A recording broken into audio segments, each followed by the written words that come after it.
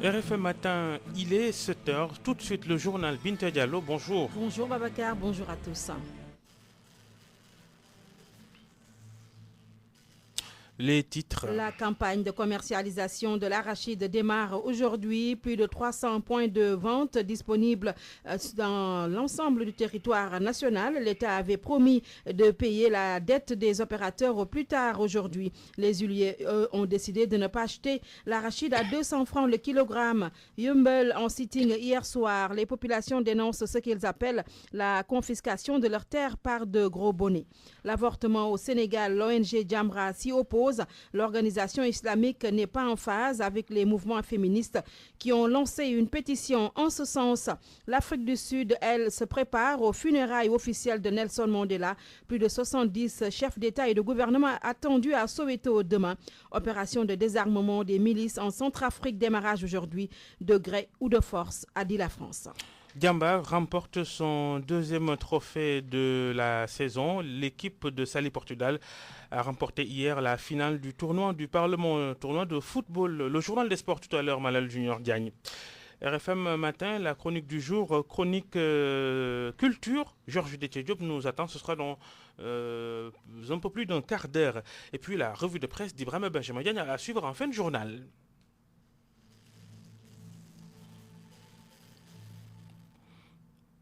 C'est parti, la campagne de commercialisation de l'arachide, ça commence aujourd'hui. Et ça fait l'objet du focus du jour. On se rend à Tambacounda.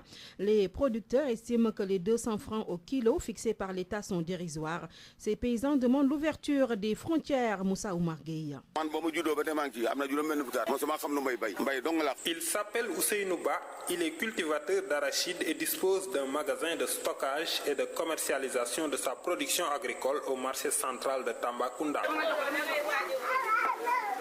Assis sur une chaise pliante, vêtu d'un caftan de couleur gris, bonnet marron avec ses cheveux blancs, avec une barbe bien touffue qui cache parfois son sourire, Ousseinouba considère que le prix du kilogramme d'arachide fixé à 200 francs par l'État n'est pas rentable. Et puis encore, les opérateurs revendeurs tardent à réagir. Certains paysans s'impatientent et sont obligés de brader la production.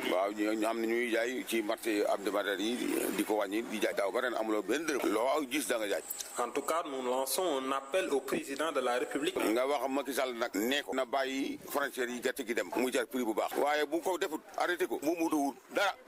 Il faudrait qu'il ordonne l'ouverture des frontières pour l'exportation de la production de l'arachide.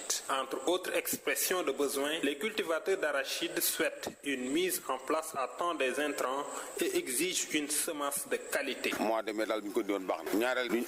Moussa Omargué, Tambacounda, Radio Futur Média. À Kolda, la campagne de commercialisation de l'arachide démarre timidement.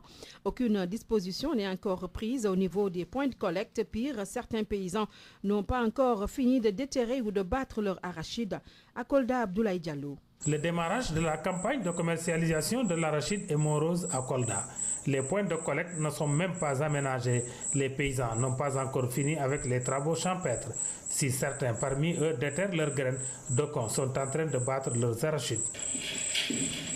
Il n'y a aucun acte pour le moment, aucun acte n'est posé pour la campagne arachidière. Le lieu est complètement sale, il n'est pas désherbé ni rien. On ne voit qu'un signal qui nous montre qu'il y a l'ouverture de la campagne arachidière. Il y a d'autres qui sont prêts, il y a d'autres qui ne sont pas prêts parce que dû le retard des semis. Avec ce retard-là, ça a eu un impact. Pendant que les points de collecte attendent d'être aménagés, des opérateurs privés avaient déjà anticipé la campagne en déposant de l'argent auprès de certains paysans pour acheter les premiers graines, un prix allant de 100 à 150 francs le kilogramme ou bien un sac de 50 kg à 5000 francs. Ibrahim Diao est paysan à Soukou, village non loin de la commune de Kolda.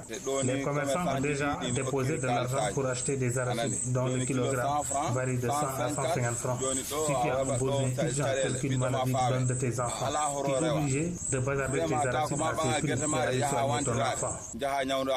Mais à cause du faible poids qui caractérise les arachides de la présente campagne, les paysans de Kolda ne partagent pas le prix du kilogramme d'arachide à 200 200 francs. Donc, parmi eux ont proposé un prix d'au moins de 225 francs. À défaut de cela, ils vont livrer leurs graines à l'opérateur qui offrira le meilleur prix. RFM Kolda, Abdoulaye Diallo. Le cadre national de concertation des ruraux appelle les huiliers et les industriels à revenir à de meilleurs sentiments et à accepter le prix de 200 francs fixé pour le kilogramme d'arachide. Le CNCR leur demande d'éviter de compromettre la dite campagne. Boubacar Sissé est le chargé de la communication du CNCR. Il est au téléphone de Naté Diop. Comme on a eu à en entendre parler, il se trouve que les huiliers, les industries locales se refusent à participer à cette campagne parce qu'effectivement, pour eux, le prix au producteur qui a été fixé à 200 francs est trop élevé. Ça pose problème quelque part, mais notre vœu le plus fervent, le plus ardent, est qu'ils reviennent à la raison et qu'ils se souviennent que l'année dernière, ils ont été obligés d'acheter l'arachide à plus de 200 francs. Donc, c'est-à-dire qu'ils doivent faire des efforts et reconnaître que la chaîne de valeur qui constitue à partir de l'arachide leur permet peut-être de réduire leur marge bénéficiaire sur l'huile, mais qu'ils ont à gagner sur d'autres sous-produits tirés de la structuration de l'arachide. Nous pensons qu'il y a un sursaut national à faire pour que l'effort souhaité par le CNIA et l'État, que cet effort-là soit conforté par les huiliers, ce qui mettrait les producteurs tout à fait à l'aise pour vendre au niveau des points de collecte qui sont déjà déterminés, fixés avec le CNIA. Si les industriels ne venaient pas à participer au début de la campagne, ce serait vraiment dommage parce que ça peut poser problème. Mais nous souhaitons aussi que les frontières restent grandement ouvertes pour que les importateurs puissent contribuer à l'écoulement de la graine d'arachide. 7h06, le journal. La suite, Binta Diallo, l'organisation islamique Jamra s'oppose à l'avortement médicalisé. Oui, l'organisation islamiste réagit suite à la pétition lancée par des mouvements féministes pour la légalisation de l'avortement médicalisé au Sénégal.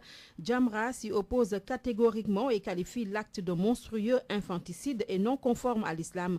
Le vice-président de Jamra, Mam Maktar Gueye, l'a dit au téléphone de Naté Diop. Jamra, par tradition, chaque fois que nous devons prendre position par rapport à un phénomène de société, nous le faisons toujours en référence à l'islam et aux enseignements du prophète sallallahu alayhi wa sallam. Or, l'islam n'admet la pratique de l'avortement qu'en cas de nécessité absolue, notamment lorsque la grossesse est de nature à mettre en danger la vie de la mère. Et ceci est en vertu d'un principe en islam qui veut que lorsqu'on est obligé de choisir entre deux mots, il est admis d'opter pour le moindre mal. En l'occurrence, s'il est médicalement attesté que la grossesse est dangereuse pour la vie de la mère, l'islam considère que la mort de la mère constitue une perte beaucoup plus importante que la perte du fœtus. Mais encore une fois, il faut que cela soit attesté médicalement. Alors, c'est la raison pour laquelle nous considérons que cette initiative de ces mouvements féministes regroupés autour du label Task Force, c'est une négation du droit à la vie, une promotion de l'avortement comme moyen de contraception et par conséquent une porte ouverte au vagabondage sexuel. Parce que si leur manœuvre venait à aboutir, mais n'importe quelle fille pourrait, au détour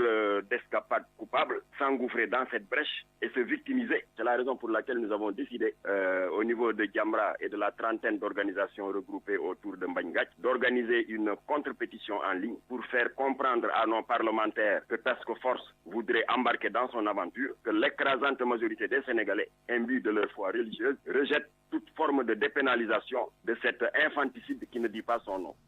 On enchaîne à Yeumbeul Nord, c'est dans la banlieue de Dakar. Les habitants, ils disent non à l'accaparement de leurs terres par de gros bonnets, comme ils disent. Oui, comme ils disent, dernière en date, l'unique aire de jeu qui aurait été cédée à un privé. Une pétition a été lancée. Selon lui, Gomis, porte-parole de ces populations de Yeumbeul, nous retrouvons Salif Sow à Tcharoy. D'un côté, des militaires armés, de l'autre, des civils furieux. Ce fait rare se passe à hauteur de la passerelle de Thiaroye Lansar, en face du camp militaire Thiaroye 44. Et ils tirent des sommations contre la population. Ils ont tiré des sommations. Que des militaires tirent sur des civils, ça c'est inadmissible. À l'origine de cette confusion, une décision des riverains de cette partie de l'autoroute à péage. Ceux-ci décident de désencombrer une rue étouffée par des... confusion sur cet élément de Salif Sow. Binta, on reprend les faux. Oui. De Louis Gomis, il est le porte-parole des populations de Yeumbeul. On l'écoute au micro de Salif Sow. Nous sommes ici pour dénoncer l'accaparement de notre terrain. Là où nous sommes aujourd'hui, c'est un site réservé à la jeunesse de Yeumbeulloise où nous pratiquons nos disciplines sportives. Il y a le lycée de Yeumbeul. Plus de 3000 élèves aussi pratiquent leurs épreuves physiques ici. Ils veulent nous croire qu'ils veulent construire une sous-préfecture ici, alors qu'à la place de la sous-préfecture, il y avait un site qui a été réservé pour la construction de cette sous-préfecture. Le site a été morcelé et vendu. On ne sait pas par qui. Et nous savons honnêtement qu'il y a la main des administrateurs derrière qui sont tapés dans l'ombre. Et nous interpellons encore une fois le maire de la ville de Pékin qui nous a reçu tout récemment. Pourquoi il fait ce soute oreille? Il nous a dit qu'il n'est ni de loin ni de près mêlé à ces histoires de terrain. Mais ce que nous inquiète, c'est le silence qu'il a, de la soute oreille qu'il a depuis ce jour-là. Il n'a rien dit, il nous a rien édifié. Et dans les jours qui viennent, dès mercredi, nous allons déposer une plainte contre X à la brigade de Desco pour que justice soit faite et que ces malfaiteurs soient dénoncés.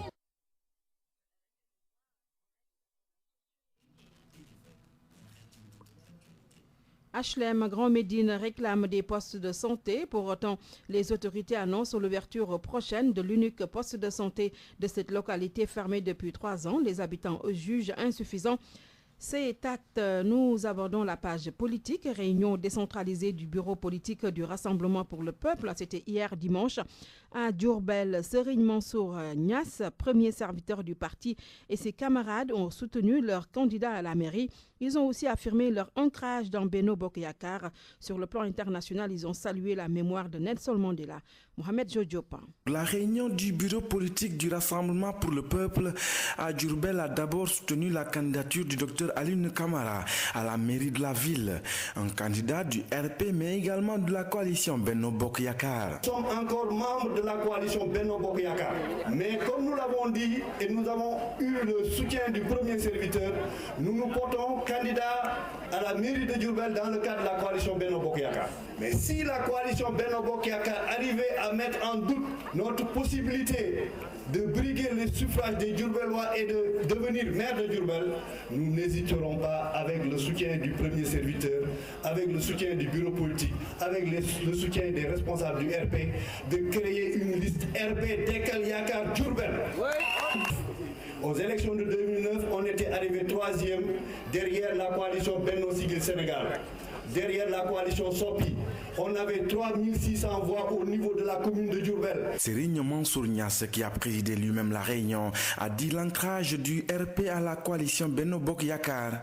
Le RP a aussi salué la mémoire de Nelson Mandela, disparu il y a quelques jours. Une réunion décentralisée du bureau politique à Diourbel, quelques semaines seulement après Thiès. Mohamed Jodiopa, Diourbel, RFM. L'actualité internationale. À 7h12, l'Afrique du Sud se prépare aux funérailles officielles de Nelson Mandela demain à Soweto. Plus de 70 chefs d'État et de gouvernement sont attendus. Parmi eux, le président Macky Sall, qui a quitté la France hier pour l'Afrique du Sud. Le premier président noir de l'Afrique du Sud est décédé jeudi dernier. Il sera inhumé dimanche dans son village à Kounou. Michel Diotodia appelle ces éléments à regagner les casernes. Selon RFI, le désarmement des milices démarre aujourd'hui en Centrafrique et ce sera de gré ou de force, a dit la France. RFI Sport. Bonjour Malal Junior Diagne. Bonjour Binta Diallo. On démarre par du football. Avec hier la victoire de Djambar sur l'équipe du Jaraaf en finale du tournoi du Parlement. Djambar donc qui conserve son trophée après l'avoir gagné en 2011-2012. Les Djambar l'ont gagné une fois de plus en 2013. Score 1-0. Un but qui porte la signature de Christian Pascal Diatta. C'était donc hier. À noter que le co-meilleur buteur du championnat de la dernière épreuve du championnat l'année dernière, Finn Bob, est sorti après 10 minutes de jeu. Il est sous les couleurs de Djambar. Selon les médecins du club, il a eu une blessure au niveau de l'œil. En première heure, le Casa Sport a explosé l'équipe de Kaoral. C'était donc pour un match de classement, score 5-1 1-0. Le championnat national démarre le week-end prochain et plusieurs rencontres sont prévues au niveau national. En Europe, Bordeaux a dominé Lille d'Idrissa Gana Gueye et de Pape Ndiaye Souaré 1-0. Les Bordelais se relancent ainsi et mettent fin par la même occasion à l'invincibilité de Vincent Eyema, le portier de Lille qui est resté plus de 1000 minutes donc sans prendre de but. Au classement, c'est toujours le Paris Saint-Germain qui est leader, suivi de Monaco. Après sa victoire hier sur Ajaccio 1-0, Lille est désormais 3e. En Espagne, c'est l'équipe du FC Barcelone qui dicte toujours la cadence, suivie de l'Atlético Madrid. Le Real est toujours 3e. L'Italie, quant à elle, reste dominée par la vieille dame, la Juventus de Turin, qui a chupé la première place à l'AS Roma. À noter également que Paul Pogba a reçu le ballon d'or des juniors. Au niveau de l'Allemagne, c'est les Bavarois du Bayern Munich qui sont leaders. Ils écrasent tout sur leur passage. La bande à Franck Ribéry impose donc un rythme d'enfer à toutes les équipes de la Bundesliga. Binta, on va terminer avec la lutte. Hier, c'était la première journée de Bawol Production. Domou Dangou a remporté le premier combat. C'était au détriment de Marley de l'école de lutte Papakan. Fogele Junior a pris le meilleur également sur Ronaldinho. Hier également, 3 lutteurs venus de l'Espagne ont affronté des lutteurs sénégalais. Les Espagnols ont tous mordu la poussière, comme quoi l'Espagne peut être championne du monde, mais en lutte, le Sénégal reste indéboulonnable. Oui, ça ne badine pas au Sénégal. Merci Junior. RFM, la chronique du jour. Chronique culture signée Georges Détché-Diop. Soweto, apartheid, Nelson Mandela et quoi encore? Le père de la nation arc-en-ciel a toujours inspiré les artistes. Lorsque Madiba était en prison et même après, beaucoup ont porté le combat de la lutte contre l'apartheid. Engagement musical ou musique engagée, c'est selon. Il est clair qu'il fallait donner de la voix eu égard à l'universalité de l'homme et ils ont haussé le ton. Le jeu en valait bien la chandelle et la flamme ne doit jamais être éteinte. Que dire sinon merci Madiba? Nelson était lié aux artistes, c'est connu de tous. Le lien n'était pas que politique. Entre Mandela et les artistes, c'était devenu une histoire de combat pour l'homme tout court et dans tous les secteurs. Bref, pour la culture, car celle-ci concerne tous les domaines. C'est pourquoi les artistes doivent bien cerner le message de Madiba. Faites en sorte que votre message arrive là où celui des politiciens ne peut arriver. Baba Mal le sait et la voix de Mandela résonne encore dans ses oreilles. Et c'est de bonne guerre. Il doit l'être aussi pour la jeune génération de musiciens sénégalais. Dans la logique de l'engagement, ils doivent suivre les pas de leurs aînés. Baba Mal, Youssou N'Dour, Omar Pène, Kiné Lam, qui à l'époque ont plaidé la cause Mandela. Ils doivent aussi prêter une attention ou une oreille à ce que font certains de leur âge pour une Afrique enfin debout. Awadi, les bataillons blindés, Daradi entre autres, offrent le héros de la lutte anti-apartheid en exemple. Tous ont compris que dans la musique, il faut aller au-delà des rythmes. Et l'invite de l'ancien président de l'Afrique du Sud fait savoir aux artistes sénégalais qu'il faut dépasser le folklore musical et les textes à la limite vides de sens.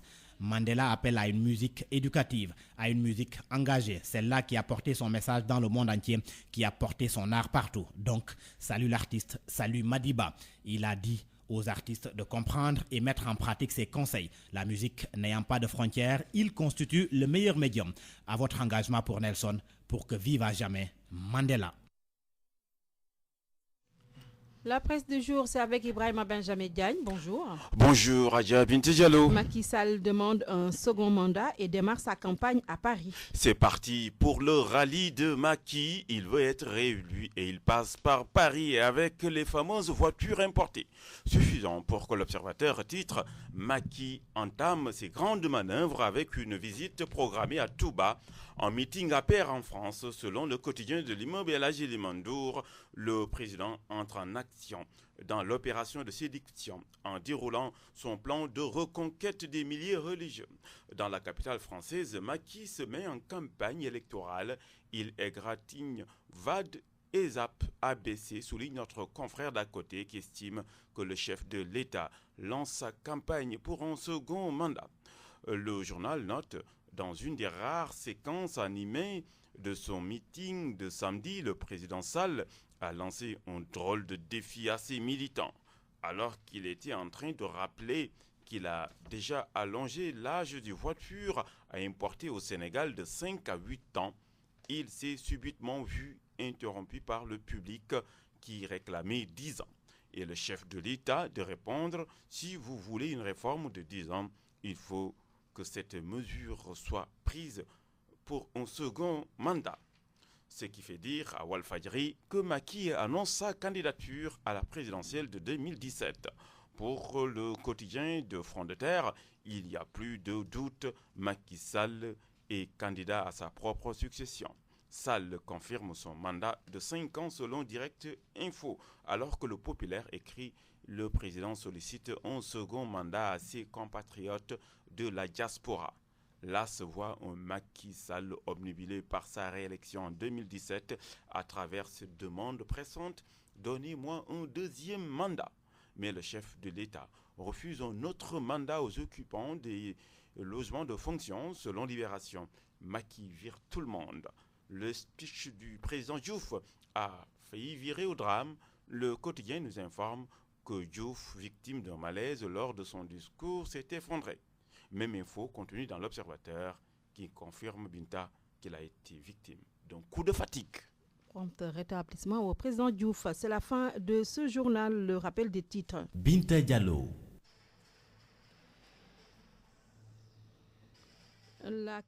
La campagne de commercialisation de l'arachide démarre aujourd'hui. Plus de 300 points de vente disponibles. L'État avait promis de payer la dette des opérateurs au plus tard aujourd'hui. Les huiliers, eux, ont décidé de ne pas acheter l'arachide à 200 francs le kilogramme. Yeumbeul en sitting hier soir. Les populations dénoncent ce qu'ils appellent la confiscation de leurs terres par de gros bonnets. L'avortement médicalisé au Sénégal, l'ONG Jamra s'y oppose. L'organisation islamique n'est pas en phase avec les mouvements féministes qui ont lancé une pétition en ce sens. Opération de désarmement des milices en Centrafrique, démarrage aujourd'hui de gré ou de force, a dit la France. L'Afrique du Sud, elle, se prépare aux funérailles officielles de Nelson Mandela. Plus de 70 chefs d'État et de gouvernement attendus à Soweto demain. À la technique de cette édition, il y avait Vincent Diop à la présentation et avec plaisir Adjaratou Binta Diallo. Merci d'avoir suivi. À 8h, Elhadji Hassan Gueye, RFM Matin, deuxième partie, Babacar Fall. Merci Binta Diallo.